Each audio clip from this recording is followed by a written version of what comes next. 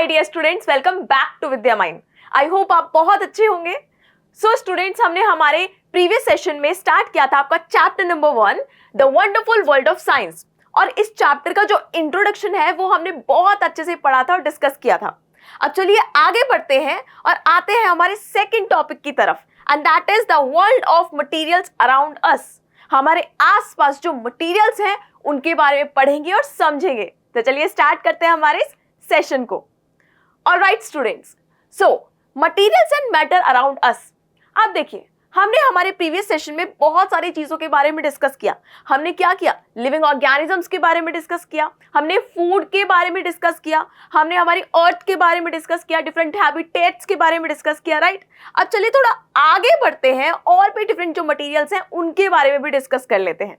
चलिए, तो along with food water is essential for survival. तो हमने हमारे प्रीवियस सेशन में डिस्कस किया था फूड के बारे में कि फूड जो है हम लिविंग ऑर्गेनिजम्स के लिए कितना इंपॉर्टेंट है, राइट।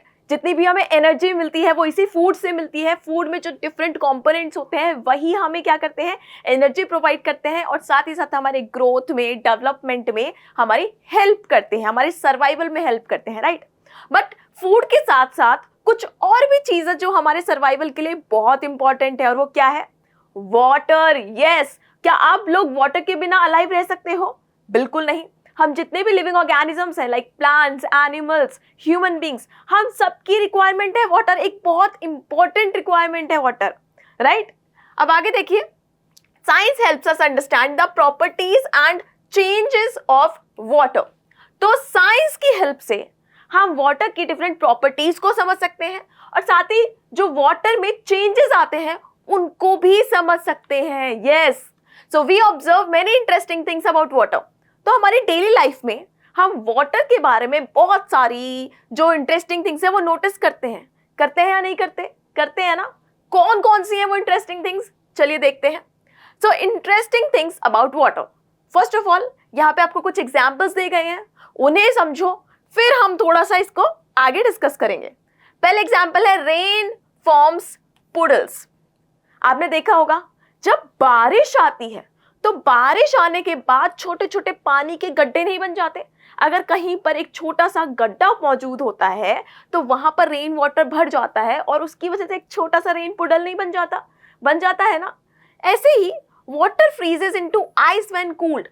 और जब हम वाटर को, आपका जो लिक्विड वाटर है, इसको फ्रीजर में डाल के रख देते हैं, टेम्परेचर कम कर देते हैं, तो क्या होता है? वाटर फ्रीज हो जाता है और क्या बन जाता है?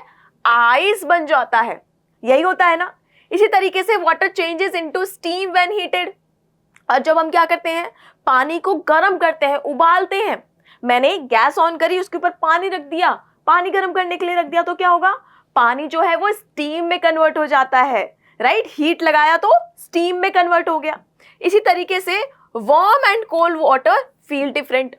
साथ ही साथ जो गर्म पानी और ठंडा पानी होता है ये हमें अलग अलग तरह का फील होता है ना। गर्म पानी आपको गर्म लगेगा, वार्म वाटर आपको वार्म लगेगा, वहीं पे आपको कोल्ड वाटर एकदम कोल्ड लगेगा, राइट। तो टेम्परेचर का भी डिफरेंस होता है ना। तो यहाँ पे आपने क्या नोटिस किया? आपने नोटिस किया कि जो वाटर है वो डिफरेंट डिफरेंट स्टेट्स में एग्जिस्ट कर रहा है। कहीं पर आपको वो एकदम लिक्विड दिख रहा है। आप जो अपने घरों में टैप ओपन करते हैं, नल खोलते हैं कुछ भी काम करने के लिए, तो उसमें से लिक्विड वाटर निकलता है ना, उसमें से आइस तो नहीं निकलती है, नहीं होता ना। तो इस तरीके से जो वाटर है वो लिक्विड जो स्टेट होती है उसमें भी एग्जिस्ट करता है। अगर टेम्परेचर कम कर दिया तो ये फ्रीज होके आइस बना लेता है। अगर टेम्परेचर बढ़ा दिया तो ये क्या हो जाता है? एवेपोरेट हो जाता है और क्या होता है? स्टीम में कन्वर्ट हो जाता है, होता है ना एवेपोरेशन। और इसी तरीके से वार्म वाटर और कोल्ड वाटर में आपको डिफरेंस भी पता चल जाता है। आप देखते होंगे ना कि सर्दियों में जब आप नहाते हैं तो गीजर ऑन कर देते हैं या फिर पानी गर्म करते हैं। क्यों? क्योंकि उस टाइम पे जो ज़्यादा टेम्परेचर वाला पानी होता है वही आपको अच्छा लगता है और आपको ईजिली पता चल जाता है कि ये वाटर वार्म है। या फिर आप गर्मियों में देखें तो आप कहाँ जाते हैं? ठंडे ठंडे पानी में नहाने के लिए वाटर पार्क जाते हैं या नहीं जाते? आइसक्रीम खाते हैं या नहीं खाते? गर्मियों में खाते हो ना, तो मतलब ठंडक चाहिए होती है। और आप क्या करते हो? ठंडा पानी भी पीते हो। आपको क्या चाहिए होता है? कोल्ड वाटर चाहिए होता है, राइट। तो आप कोल्ड वाटर का यूज करते हो और आप इन दोनों के बीच का डिफरेंस भी इजीली आइडेंटिफाई कर सकते हो, राइट। तो इंटरेस्टिंग क्या हुआ कि जो वाटर है वो डिफरेंट स्टेट्स में क्या करता है, एग्जिस्ट करता है। वाटर जो है वो डिफरेंट डिफरेंट स्टेट्स में यहाँ पे क्या कर रहा है, एग्जिस्ट कर रहा है। और ये सब आपने अपनी डेली लाइफ में डेफिनेटली ऑब्जर्व किया ही होगा। चलिए अब आगे देखिए, these observations make us curious about, ये सारी जो आपकी ऑब्जर्वेशन है क्या इन्होंने आपकी क्यूरियोसिटी जगाई ना। और क्या आपकी क्वेश्चंस मन में आए, जब आप क्यूरियस हुए तो आपके मन में बहुत सारे क्वेश्चंस आए होंगे। क्या है वो क्वेश्चन? पहला, why and how it rains. पहला क्वेश्चन आपके मन में ये आया होगा कि क्यों और कैसे रेन होती है। रेन, ये जो वाटर पुडल भरती है, ये रेन होती कैसे है और क्यों होती है, क्या जरूरत है रेन की। साथ ही साथ आपने सोचा होगा how water changes it's form. ये जो वाटर है ये अपनी फॉर्म को कैसे चेंज कर लेता है। हमने देखा किस तरीके से डिफरेंट फॉर्म्स में, डिफरेंट स्टेट्स में एग्जिस्ट कर रहा है, राइट। तीसरा आपके मन में क्वेश्चन आया होगा, व्हाई थिंग्स फील हॉट और कोल्ड। अब सोचो, मैंने बोला कि आप टेम्परेचर बढ़ा दोगे वाटर का, कम कर दोगे, तो warm water and cold water का जो टेम्परेचर डिफरेंस है वो आपको इजीली पता चल जाता है। पर कैसे आपको पता है कि ये गर्म है ये ठंडा है? टच करके, right. Next, how our body temperature changes during fever. अब जब हम टेम्परेचर की बात कर रहे हैं तो चलो टेम्परेचर को थोड़ा सा हमारे ऊपर भी लेकर आते हैं। हमें भी पता चल जाता है ना, जब हम वार्म हो जाते हैं, फीवर होता है, हल्का सा हमारा टेम्परेचर बढ़ जाता है तो हम थोड़ा सा वार्म फील करते हैं, और हमारी बॉडी कई बार ठंडी पड़ जाती है तो हमारी बॉडी भी मतलब टेम्परेचर चेंज करती है, राइट। तो ये कुछ छोटी छोटी ऑब्जर्वेशंस करके आपके मन में इतने सारे क्वेश्चंस आ गए होंगे, और भी बहुत सारे क्वेश्चंस आ रहे होंगे, राइट। तो चलो एक एक करके ये सारे क्वेश्चंस का आंसर हम पता लगाते हैं साथ में। तो पहला क्वेश्चन है, why and how it rains, क्यों और कैसे रेन होती है। तो देखिए, जो रेन होती है इट इज वेरी इंपॉर्टेंट, हमारे लिए बहुत इंपॉर्टेंट है। क्यों इंपॉर्टेंट है? क्योंकि अर्थ पे वाटर जो है वो मेंटेन रहे, अर्थ पे वाटर की क्वांटिटी मेंटेन रहे, इसलिए रेन होना बहुत जरूरी है। और हम लोगों के लिए भी रेन जरूरी है। क्यों? क्योंकि हमें पानी चाहिए होता है, आप पानी पीते हैं, वाटर के बहुत सारे यूजेस होते हैं, राइट। वाटर से खाना बनता है, तो ये सारी जो रिक्वायरमेंट्स उनको फुलफिल करने के लिए rain is very important, right. But कैसे रेन होती है वो हमें आगे पढ़ना है, आगे जो आपके चैप्टर्स आएंगे उनमें बहुत अच्छे से डिटेल में दिया गया है, उसे समझना है। Next, how water changes it's form. Water जो है अपनी फॉर्म को कैसे चेंज कर लेता है, अपनी स्टेट को कैसे चेंज कर लेता है। तो इसका आंसर भी अब आपको पता लग ही गया होगा, टेम्परेचर की हेल्प से। अगर आप टेम्परेचर कम कर देते हो तो आइस में कन्वर्ट हो जाता है, आप टेम्परेचर बढ़ा देते हो तो स्टीम में या वेपर में कन्वर्ट हो जाता है, राइट। तो यहाँ पे टेम्परेचर की हेल्प से पता चल जाता है कि वाटर ने क्या किया, अपनी फॉर्म चेंज की। आगे, व्हाई थिंग्स फील हॉट और कोल्ड, और हमें चीजें गर्म या ठंडी कैसे फील होती हैं। टच करते हो आप, अगर आप आइस को टच करोगे तो आपको पता होगा कि टेम्परेचर कम है और वो एकदम आपको एक कूलिंग सेंसेशन देगी, राइट। और अगर आप किसी हॉट चीज को टच करोगे, किसी गर्म चीज को टच करोगे तो क्या होगा, हाथ एकदम जल जाएगा, एकदम गर्म लगेगा, राइट। तो टच करके आप आइडेंटिफाई कर पाते हो, टेम्परेचर एनालाइज करके आप आइडेंटिफाई कर पाते हो कि कोई चीज गर्म है या ठंडी है। इसी तरीके से आपसे एक और क्वेश्चन पूछा गया है, how our body temperature changes during fever. Fever के दौरान हमारा बॉडी टेम्परेचर कैसे चेंज होता है। तो देखिए, हमारी बॉडी में क्या होते हैं, व्हाइट ब्लड सेल्स होते हैं, राइट। हमारी बॉडी में कुछ क्या होते हैं, फाइटर्स होते हैं, जो कि क्या करते हैं, जो पैथोजेंस, जिनसे बीमारियां होती है ना, ऐसे ऑर्गेनिजम्स जो कि बीमारी करते हैं उनके साथ फाइटिंग करते हैं, उनको मारते हैं, और उसकी वजह से क्या होता है, हमारा बॉडी का टेम्परेचर इंक्रीज होता है। और जब आपको फीवर होता है आप इजीली अपने आप को टच करके बता सकते हो या अपना टेम्परेचर मेजर करके बता सकते हो कि क्या हो रहा है, आपको फीवर हो रहा है, आपके बॉडी का टेम्परेचर हल्का सा बढ़ा हुआ है। हमारी जो बॉडी का टेम्परेचर होता है वो नॉर्मल कितना होता है, 37 डिग्री सेल्सियस। तो जब आप अपना फीवर के दौरान टेम्परेचर मेजर करोगे तो उससे हमेशा आपको ज्यादा ही दिखेगा। तो आप टेम्परेचर डिफरेंस देख के बता सकते हो कि आपकी बॉडी का टेम्परेचर बड़ा है, राइट। ये क्लियर हो गया। चलिए तो आगे देखिए, science helps us find answers to these questions. और ये सारे क्वेश्चंस आपने देखे, हमने इनका आंसर किया, कैसे कर पाए हम। अब तक जो हमारी डिफरेंट डिस्कवरीज हुई हैं, जितनी नॉलेज है हमारी, उस साइंस की हेल्प लेकर, उस साइंस के बेसिस पर ही हमने क्या किया, इतने सारे क्वेश्चंस का हमारा आंसर किया।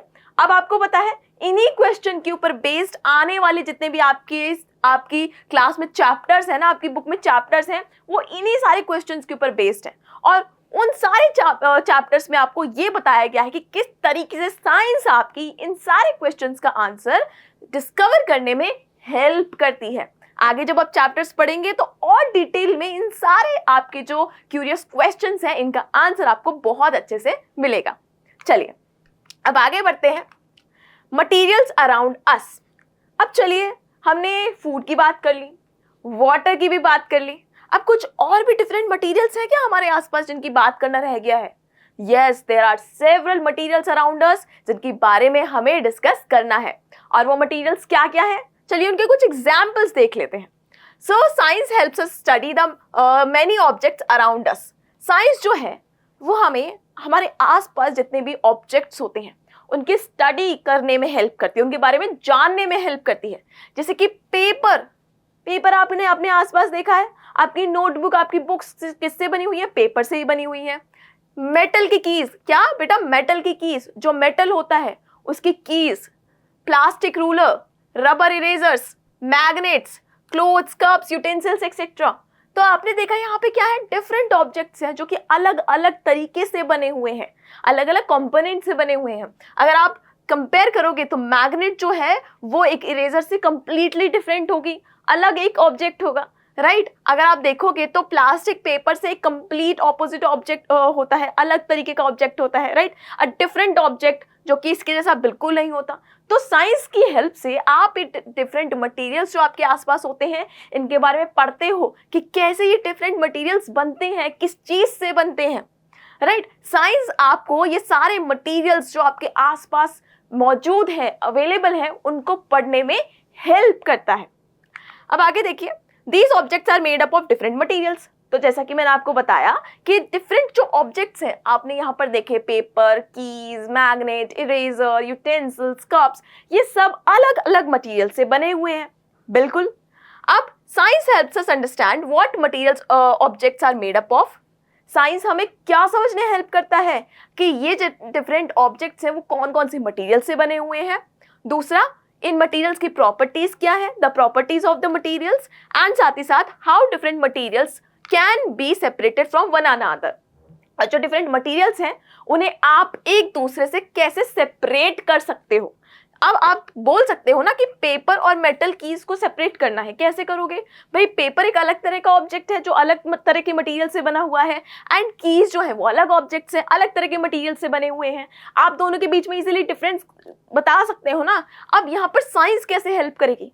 साइंस से आप क्या कर सकते हो, इन दोनों की प्रॉपर्टीज पता लगा सकते हो, राइट? इन दोनों का जो मटेरियल है वो आप डिफरेंशिएट कर सकते हो। जैसे कि पेपर होता है कितना फ्लेक्सिबल होता है, लाइट वेट होता है, राइट? वहीं पर जो आपकी कीज होती हैं बहुत ज़्यादा हार्ड होती है, मेटल की बनी हुई होती हैं, आप इन्हें बेंड नहीं कर सकते। वहीं पर पेपर को आप टीयर कर सकते हो। तो दोनों के बीच में कुछ ना कुछ डिफरेंस है ना। यही सब आपको पता लगाने में कौन हेल्प करती है? साइंस करती है। तो आपने देखा आपके आसपास जो बेसिक बहुत सिंपल ऑब्जेक्ट्स आपके आसपास मौजूद हैं, आपके आसपास रहते हैं, आप उन सब के बीच में इजीली क्या कर सकते हो? डिफरेंशिएट कर सकते हो। चलिए तो आगे देखिए, by observing, experimenting and asking question, science helps us better understand the world around us. तो सिंपल सी बात है बेटा, आपको याद रखना है, अगर आपको अपने आसपास के जो वर्ल्ड है उसमें जो चीजें आप देखते हो प्रेजेंट है उनको अच्छे से समझना है ना, तो आपको साइंस की हेल्प लेनी पड़ेगी। और साइंस क्या कहता है बेटा? You have to observe, experiment and ask questions. आपको ऑब्जर्व करनी है अपने आसपास की चीजें। स्टार्टिंग कैसे होगी भाई? आपको अगर एक साइंटिस्ट बनना होगा तो स्टार्टिंग कैसे करोगे? ऑब्जर्वेशंस करके, डिफरेंट एक्सपेरिमेंट्स करके, क्वेश्चंस पूछ के, ठीक है? चलिए अब आगे देखिए, science beyond earth, a journey of curiosity and discovery. अगर हम साइंस की बात कर रहे हैं तो हम सिर्फ अर्थ तक लिमिटेड उसे क्यों रखें? अर्थ के बियॉन्ड जा सकते हैं। यस, अर्थ के बियॉन्ड क्या है?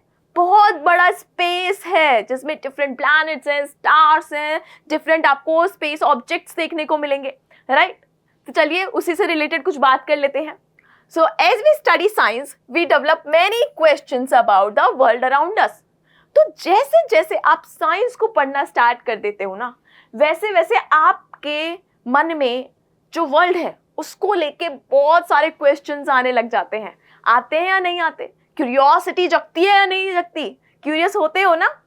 उसके बाद our curiosity is not limited only to earth, we can also ask questions about space. अब हमारी क्यूरियोसिटी है, उसको हम हमारे अर्थ तक ही क्यों लिमिटेड रखें? अर्थ के बियॉन्ड क्यों नहीं लेके जाते? अर्थ के बियॉन्ड भी लेके जा सकते हैं ना, स्पेस में लेके जा सकते हैं ना, पॉसिबल है। So our curiosity is not only limited to Earth, we can also ask questions about space. Space के बारे में भी हम क्वेश्चंस आस्क कर सकते हैं। हमारे सोलर सिस्टम में जो डिफरेंट प्लैनेट्स हैं, हमारा सन है, मून है, प्लैनेट्स, मिलियंस ऑफ स्टार्स जो आपको स्काई में दिखते हैं, इन सब के बारे में भी तो हम क्यूरियस हो सकते हैं, हमारी क्यूरियोसिटी जगा सकते हैं, डिस्कशन कर सकते हैं, राइट? चलिए, so science encourages us to explore both small and large things in nature. तो साइंस आपको सिर्फ आपके आसपास छोटे छोटे मटेरियल्स, डिफरेंट ऑब्जेक्ट्स को ही एक्सप्लोर करने के लिए क्यूरियस नहीं बनाता है, साथ ही साथ जो बड़े ऑब्जेक्ट्स हैं, सन, मून, प्लैनेट्स, स्टार्स, इन सब के बारे में क्यूरियस बनाता है। आपको ये क्या करता है? मजबूर करता है, एनकरेज करता है कि आपको क्या करना है, आपको हर चीज के बारे में पढ़ना है, समझना है, चाहे वो छोटी हो चाहे वो बड़ी हो, राइट?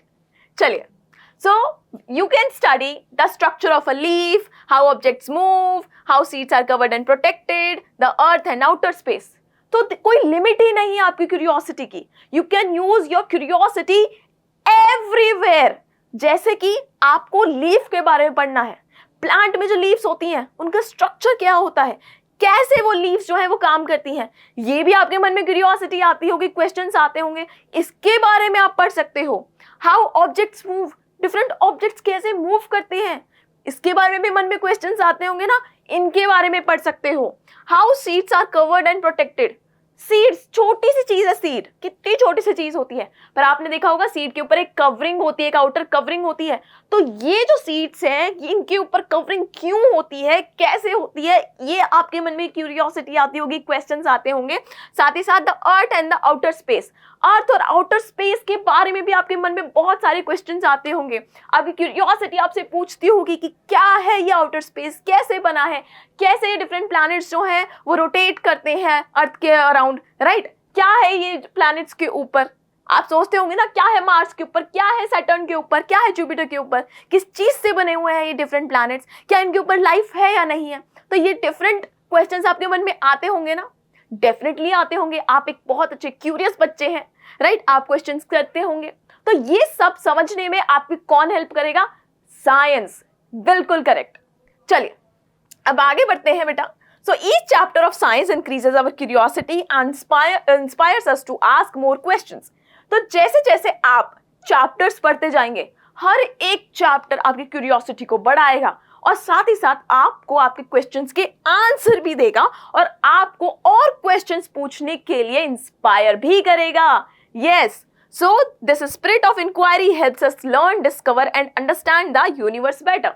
और यही हमारी जो इंक्वायरी की स्पिरिट है, मतलब क्वेश्चंस पूछने की जो स्पिरिट है कि आप और क्वेश्चंस पूछें, आप और समझें, इसी से आप क्या कर पाओगे? अपने आसपास जो यूनिवर्स है, आपके आसपास, आपकी अर्थ के ऊपर जो डिफरेंट नेचर है, जो आपके आसपास सराउंडिंग्स है, साथ ही साथ जो यूनिवर्स है, जो आउटर स्पेस है, उसको भी आप बेटर तरीके से क्या कर पाओगे? समझ पाओगे। क्लियर? चलिए, everyone can think like a scientist. तो यहां पर क्या बोला जा रहा है? अब तक आपने क्या समझा? आपको सिर्फ बेटा ये बोला गया है, ये समझाया गया है अब तक कि कोई भी एक साइंटिस्ट की तरह सोच सकता है। साइंटिस्ट का काम क्या होता है? उसका काम होता है ऑब्जर्व करना और क्वेश्चंस पूछना, और जैसे ही वो क्वेश्चंस पूछना स्टार्ट करते हैं, साइंस अपने तरीके से उनका आंसर करना स्टार्ट कर देती है। साइंस उनको क्या करती है? आंसर देने में हेल्प करती है, राइट? तो आप भी एक साइंटिस्ट बन सकते हैं, बिल्कुल इसी एज में बन सकते हैं। आपको किसी एज की जरूरत नहीं है क्वेश्चंस पूछने के लिए, ऑब्जर्वेशंस करने के लिए। चलिए, so scientist are people who use the scientific method to solve problems and make discoveries. तो अभी मैंने आपको बताया साइंटिस्ट क्या करते हैं? ऑब्जर्व करते हैं, क्वेश्चंस रेज करते हैं, और साइंस जो है उनकी हेल्प करती है उन प्रॉब्लम्स को सॉल्व करने में, उन क्वेश्चंस का आंसर देने में, राइट? तो ये जो साइंटिस्ट होते हैं कुछ साइंटिफिक मेथड्स का यूज करते हैं। क्या करते हैं? साइंटिफिक मेथड्स का यूज करते हैं अपना आंसर पाने के लिए, to solve problems and make discoveries, different discoveries को डिस्कवर करने के लिए भी, right? So however science is not limited only to scientist working in laboratories. तो अभी मैंने आपको बताया साइंटिस्ट वो नहीं है जो लैबोरेटरीज में काम करता है, साइंटिस्ट तो आप भी हो सकते हैं। आप भी ऑब्जर्व करना स्टार्ट करिए। So anyone who observes carefully, asks questions and tries to find answers is working like a scientist. तो कोई भी पर्सन, चाहे आप या मैं क्यों ना हो, अगर हम ऑब्जर्वेशंस करते हैं हमारे आसपास, क्वेश्चंस पूछते हैं, तो हमें इजीली एक साइंटिस्ट की तरह साइंस हेल्प करती है आंसर पता लगाने में। For example, a person cooking food may wonder why dal spilled out of the cooker. आपने देखा होगा जब हम दाल बनाते हैं, घर पे खाना बनता है, तो जब दाल बन रही होती है कभी कभी वो दाल जो है वो क्या होती है, कुकर से बाहर निकल आती है ना। तो अगर आप उस कुकर को ऑब्जर्व करोगे और आपके मन में क्वेश्चन आया कि ये दाल जो है वो कुकर से बाहर कैसे निकली, तो ये क्या एक तरह का ऑब्जर्वेशन है।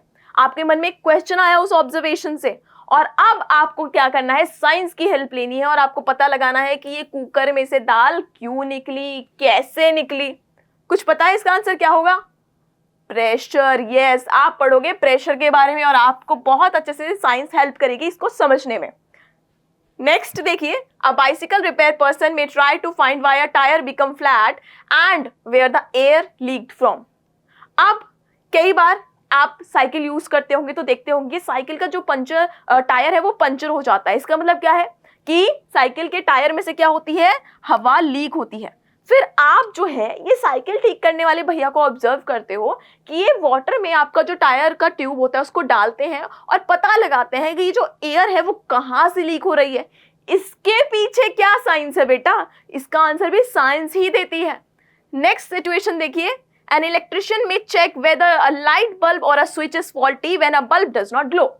तो ये तो आपने भी नोटिस किया होगा ना कि अगर कोई बल्ब खराब हो जाता है तो जब आप स्विच को ऑन करते हैं तो वो बल्ब ग्लो नहीं करता, मतलब स्विच में कुछ फॉल्ट है या बल्ब में कोई फॉल्ट है, राइट? इन दोनों में से कुछ एक चीज हो सकती है ना। अब इसके पीछे इसका आंसर पता लगाने में कौन हेल्प करेगा?